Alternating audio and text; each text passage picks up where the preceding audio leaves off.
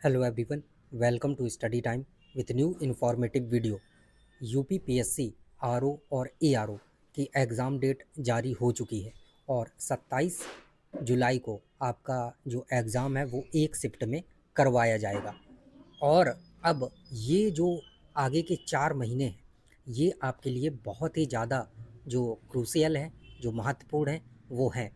अगर आपने इनमें लापरवाही की तो समझिए कि आपका सिलेक्शन आपसे उतना ही दूर हो जाएगा जितना आप पढ़ाई से दूर होंगे।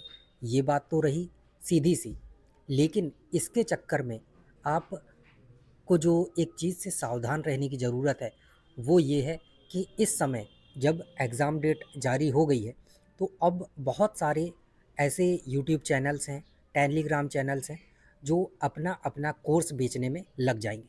देखिए, मेरी किसी से कोई भी ऐसा गिला शिकवा नहीं है, कोई भी दुश्मनी नहीं है। बहुत सारे ऐसे अच्छे लोग हैं जो ठीक ठाक कहें कि जो बैचेज़ हैं, जो उसमें कंटेंट है वो बनाते हैं, लेकिन वो सिर्फ 1% है। बाकी जो 99% है वो ऐसे हैं जो सिर्फ और सिर्फ ये चाहते हैं कि आप एक बार उनका जो कोर्स है वो ख़रीद लें और कुछ दिन तक वो आपको सारी चीज़ें उपलब्ध करवाएंगे। उसके बाद उन्हें आपसे कोई मतलब नहीं है। फिर वो नया कोर्स लाएंगे, नया बैच लाएंगे और फिर वो चाहेंगे कि जो नया बैच है उसको परचेज़ करें।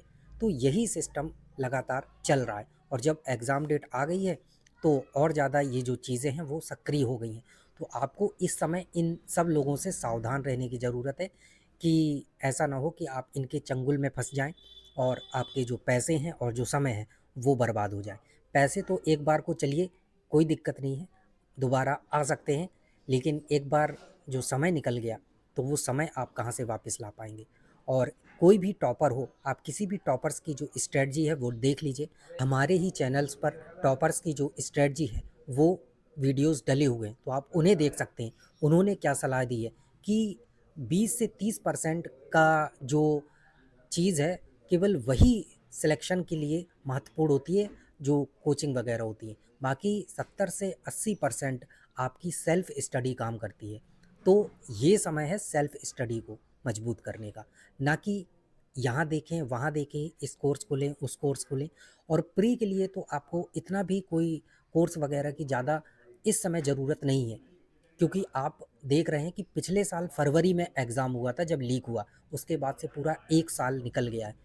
तो क्या ये समय है उस तैयारी का, कोर्स लेने का, ये करने का, वो करने का? नहीं, आपके पास इतना लंबा समय था तो आप निश्चित तौर पर इतने समझदार हो चुके होंगे कि अब आपको क्या करना है, क्या नहीं करना है।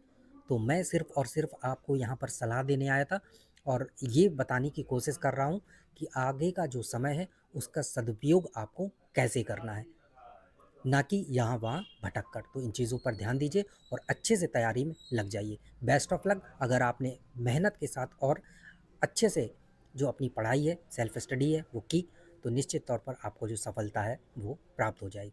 Thank you.